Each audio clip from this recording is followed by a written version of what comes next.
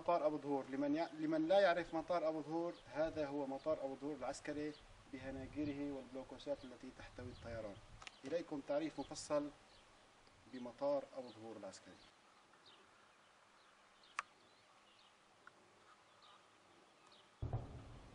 البلوكوسات المحررة مؤخرا.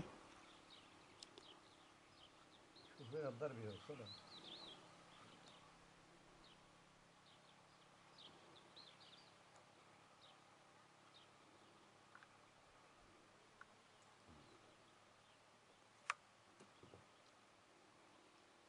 جرت معارك عنيفة هنا أكبر قوة وسائط المطار، دبابتين في وسط المطار. وشيلكا وبي ام بي،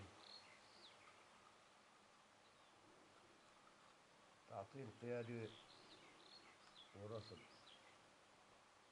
قطع الاتصالات. هذه مقرقية العمليات، سرية الإشارة. لا أنا أجير من الشرق وسط المطار، والاغتنام منها وقتل العساكر. لا هناجر الشرقية وهيك هناجير من جهة الشرق. في 24 هنجر. العدد الكلي للهناجير 24 هنجار. 12 6 هيك.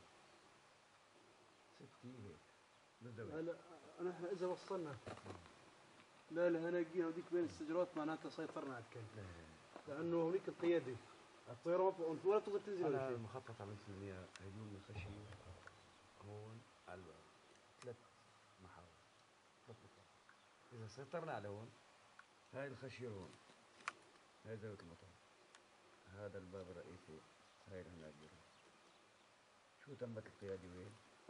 والله هلا في حدا ابو ياسين من شمال، ابو علي برد هذا عنده تقدم ولا؟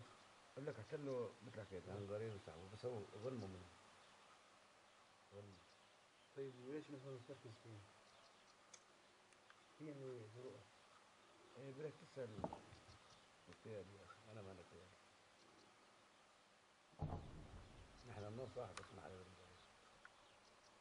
إذا تمركزوا عنده صاروا يقولوا قلنا له الحكي، قال ايش بركي حدا